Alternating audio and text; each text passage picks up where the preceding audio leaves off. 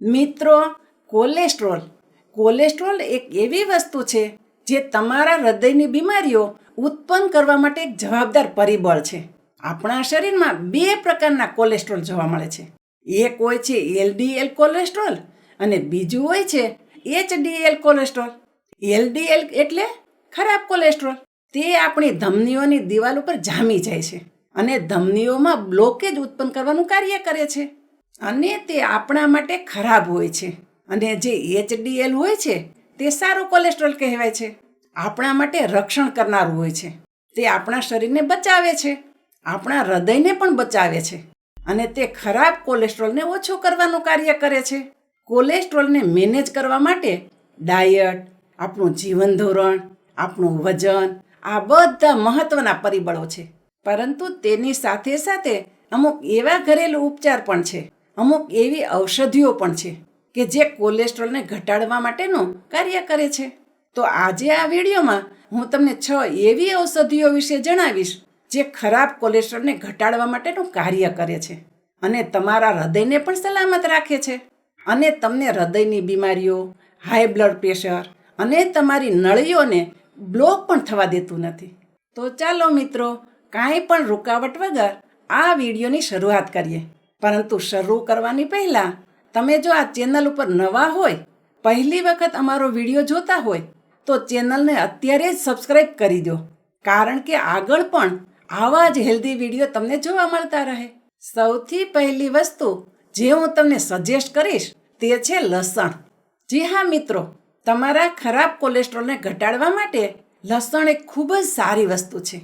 લસણની અંદર એક ઓર્ગેનિક સલ્ફર તત્વ હોય છે જેને કહેવાય છે એલિસન, અને આ એલિસનના તત્વો જ આ બધી થેરાપી માટે જવાબદાર હોય છે.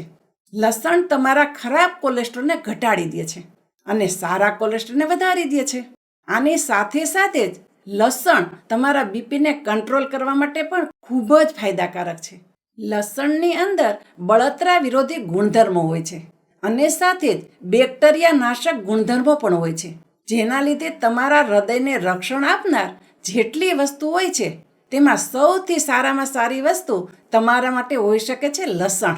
એક દિવસમાં 1 થી 2 લસણની કળીઓ તમે લઈ શકો છો. સવારે ખાલી પેટે પાણીની સાથે તમે ચાવીને પણ લઈ શકો છો, અથવા તો તમે સપ્લિમેન્ટની જેમ પણ લઈ શકો છો.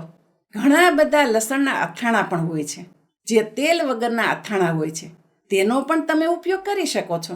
આ અથાણા દિવસમાં 2 થી 3 વાર તમે ખાઈ શકો છો. લસણ ખૂબ જ સારી વસ્તુ છે, તો ખાસ લસણનો ઉપયોગ તમારે જરૂર કરવો જોઈએ. બીજી ખૂબ જ સારી વસ્તુ જે તમારા ખરાબ કોલેસ્ટ્રોલને ઘટાડે છે તે છે ગ્રીન ટી. ગ્રીન ટી સ્વાદમાં પણ ખૂબ જ સરસ હોય છે. ગ્રીન ટીને પીને તમને તાજગીનો અનુભવ પણ થાય છે અને સાથે સાથે તે તમારા કોલેસ્ટ્રોલના લેવલને પણ ઘટાડે છે. તે તમારા ખરાબ કોલેસ્ટ્રોલને ઘટાડે છે અને સારા કોલેસ્ટ્રોલને વધારે છે. ગ્રીન ટીના હિસાબે તમારા આંતરડામાં જે ખરાબ કોલેસ્ટ્રોલનું શોષણ થતું હોય તે સાવ ઘટી જાય છે, જેથી પેટની અંદર ચરબી ગ્રહણ થતી હોય તે સાવ ઘટી જાય છે. કારણ કે આની અંદર બળતરા વિરોધી ગુણધર્મો અને બેક્ટેરિયા નાશક ગુણધર્મો હોય છે, જેથી ગ્રીન ટી તમારા હૃદયને રક્ષણ આપવાનું કાર્ય સારી રીતે કરે છે. એક દિવસમાં 2 થી 3 કપ ખાંડ વગર ગ્રીન ટીના તમારે લેવા જોઈએ, જેથી તમે આનું સૌથી સારામાં સારું રિઝલ્ટ મેળવી શકો. ત્રીજી ઘરેલું વસ્તુ જે હું તમને સજેસ્ટ કરીશ તે છે કોથમીર અથવા તો ધાણાના બીજ. રોજબરોજના જીવનમાં આપણે કોથમીરનો ઘણો બધો ઉપયોગ કરતા હોઈએ છીએ, પરંતુ તમે જો ઘરેલું ઉપચાર માટે લેવા માંગતા હોય તો પણ આના ઘણા બધા ફાયદાઓ છે. દવામાં અને આયુર્વેદિક દવાઓમાં આનો ઘણો બધો ઉપયોગ થતો જોવા મળે છે અને આ તમારા ખરાબ કોલેસ્ટ્રોલને ઘટાડવાનું કાર્ય પણ કરે છે. ધાણા ખાવાથી તમારું મગજ પણ તેજ બને છે, વાળને પણ મજબૂત બનાવે છે, તમારી દ્રષ્ટિની જોવાની ક્ષમતાને પણ સારી બનાવે છે. પરંતુ આનો સૌથી સારો ફાયદો છે તમારા ખરાબ કોલેસ્ટ્રોલને ઘટાડવા માટેનો. ધાણાને તમે સાંતળીને પણ ખાઈ શકો છો, ઘણું સ્વાદિષ્ટ હોય છે. સીધું ચાવીને પણ ખાઈ શકો છો, સાકરની સાથે ખાઈ શકો છો, નાળિયેરની સાથે મિક્સ કરીને પણ ખાઈ શકો છો. એક દિવસની અંદર 1 થી 2 ચમચી ધાણાના બીજનો તમે ઉપયોગ કરી શકો છો. અને ધાણા તમારા કોલેસ્ટ્રોલને ઝડપથી ઘટાડવાનું કાર્ય કરશે. ધાણાના હિસાબે કોલેસ્ટ્રોલની સાથે સાથે તમારા થાઇરોઇડમાં પણ ઘણી રાહત મળશે. થાઇરોઇડ માટે કોથમીરના પાંદડોને પીસીને તેનો રસ અડધો ગ્લાસ પાણી સાથે મિક્સ કરીને પી લો. પછી 1 કલાક સુધી કાંઈ પણ ખાવાનું નહીં. 1 મહિનામાં જ તમારા થાઇરોઇડમાં ઘણું સારું રિઝલ્ટ તમને જોવા મળશે. ચોથી મહત્વની વસ્તુ છે તે છે ઈસબગુલ. જી હા મિત્રો, ઈસબગુલ ખૂબ જ સારી વસ્તુ છે તમારા ખરાબ કોલેસ્ટ્રોલને ઘટાડવા માટે. આની અંદર ઘણી સારી માત્રામાં સોલ્યુબલ ફાઇબર જોવા મળે છે. અને આ જે સોલ્યુબલ ફાઇબર હોય છે તે તમારા આંતરડામાં ચરબીના શોષણને ઘટાડી દે છે અને લોહીની અંદરથી ખરાબ કોલેસ્ટ્રોલને ઘટાડવાનું કાર્ય કરે છે. તો 1 થી 2 ચમચી સુધી ઈસબગુલ તમે લઈ શકો છો. તેનો ઉપયોગ તમે પાણીની સાથે અથવા તો દહીંની સાથે કરી શકો છો. તેનાથી તમારું ખરાબ કોલેસ્ટ્રોલનું લેવલ ઘટવા લાગશે. અને આમાં ફાઇબર મોટી માત્રામાં હોય છે. તો તમને કોઈ કબજિયાતની સમસ્યા હોય તો તેમાં પણ ઘણી બધી રાહત મળશે. 5મી વસ્તુ જે હું તમને જણાવીશ તે છે મેથી દાણા. રોજિંદા જીવનમાં માણસો મેથી દાણાનો ઉપયોગ ડાયાબિટીસને ઠીક કરવા માટે કરતા હોય છે. પરંતુ શું તમે જાણો છો? મેથી દાણાની અંદર બળતરા વિરોધી ગુણધર્મો અને બેક્ટેરિયા નાશક ગુણધર્મો હોય છે. અને સાથે જ મેથી દાણામાં સેફોનિંગ નામની વસ્તુ જોવા મળે છે. અને આ સેફોનિંગ જ તમારા ખરાબ કોલેસ્ટ્રોલને ઘટાડવાનું કાર્ય કરે છે. મેથી દાણામાં સાથે સાથે ફાઇબર પણ જોવા મળે છે, જે તમારા લીવરની અંદર આપણું શરીર ખરાબ કોલેસ્ટ્રોલ બનાવતું હોય છે તેને પણ ઘટાડવાનું કાર્ય કરે છે. 1 ચમચી મેથી દાણાનું તમે રોજિંદું સેવન કરી શકો છો. પાણીમાં પલાળ્યા પછી સવારનો નાસ્તો કર્યા પહેલાં અથવા તો નાસ્તો કર્યા પછી તરત જ મેથી દાણાનું સેવન કરી શકો છો. 6ઠી મહત્વની વસ્તુ છે તે છે આમળા. આમળા વિટામિન સીનો ભરપૂર માત્રામાં સ્ત્રોત છે. આમળાની અંદર ખૂબ જ વધુ માત્રામાં સૂજન વિરોધી ગુણધર્મો હોય છે. આમળાના હિસાબે તમારું ખરાબ કોલેસ્ટ્રોલ લેવલ પણ ઘટે છે.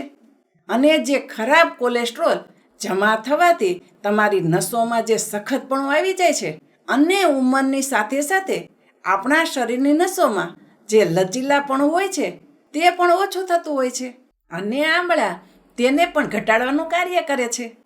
અને ધમનીને લગતા રોગોથી પણ આમળા આપણને બચાવે છે. તેથી તમે આમળાનું સેવન કરી શકો છો. તમારા શરીરની હેલ્થ માટે એટલું હંમેશા યાદ રાખજો, જો તમે તમારું ખરાબ કોલેસ્ટ્રોલ ઘટાડવા માંગતા હોય તો આમળા તમારા માટે ખૂબ જ સારી વસ્તુ છે. 1 થી 2 આમળા તમે દરરોજ લઈ શકો છો. આમળા કાચા ખાવામાં થોડાક મુશ્કેલ હોય છે, થોડો ખાટો અને તુરો સ્વાદ હોય છે. તો તમે આમળાને મુરબ્બાના સ્વરૂપમાં ખાઈ શકો છો. જો મુરબ્બાનો તમે ઉપયોગ કરતા હોય અને તમે તે મુરબ્બાને ખાંડમાં બનાવ્યો હોય તો આમળાને ખાતા પહેલાં ધોઈ લેવાનું, જેથી જે વધારાની ખાંડ છે તે નીકળી જાય. અને પછી તમે તે આમળાના મુરબ્બાને લઈ શકો છો. આમળાનું અથાણું પણ આવે છે અને આમળાની કેન્ડી પણ જોવા મળે છે. કેન્ડીમાં ખાંડનો વધુ માત્રામાં ઉપયોગ થયેલો હોય છે. તેથી હું આમળાની કેન્ડી ખાવાનું સજેસ્ટ નથી કરતી. અને માર્કેટમાં સુકાયેલા આમળાનો પીસેલો પાવડર પણ જોવા મળે છે. તેનો પણ તમે ઉપયોગ કરી શકો છો. તમે જો પાવડર લેતા હોય તો 1 થી 2 ચમચી સુધી પાવડર રાત્રે સૂતા સમયે હુંફાળા ગરમ પાણી સાથે લઈ શકો છો. અને જો તમે આમળાનો મુરબ્બો અથવા તો કાચા આમળા લેતા હોય તો સવારે ભૂખ્યા પેટે લેવા સૌથી વધુ સારા છે. મિત્રો, કોલેસ્ટ્રોલ જે હોય છે તેને મેનેજ કરવું સમય મુજબ ખૂબ જ મહત્વનું હોય છે. તો આજે જે ઔષધિઓ મેં તમને જણાવી તેને તમારા ડાયટમાં કસરતની સાથે જરૂર ઉમેરો, જેથી ખરાબ કોલેસ્ટ્રોલને તમારા શરીરમાંથી ઝડપથી બહાર કાઢી શકાય અને તમે જલ્દીથી જલ્દી કોલેસ્ટ્રોલથી છુટકારો મેળવી શકો. મિત્રો, મને આશા છે આજનો આ વિડીયો તમને જરૂર પસંદ આવ્યો હશે અને આ વિડીયોમાંથી તમે કંઈક ને કંઈક નવું શીખ્યા હશો. જો વિડીયો તમને સારો લાગ્યો હોય તો વિડીયોને લાઈક અને ચેનલ ઉપર નવા હોય તો ચેનલને સબસ્ક્રાઈબ પણ કરો અને બધા લોકો સાથે શેર કરો. હું શારદાબેન ગોસ્વામી તમને ફરી મળીશ એક નવા જ વિડીયો સાથે. ત્યાં સુધી મસ્ત રહો, સ્વસ્થ રહો.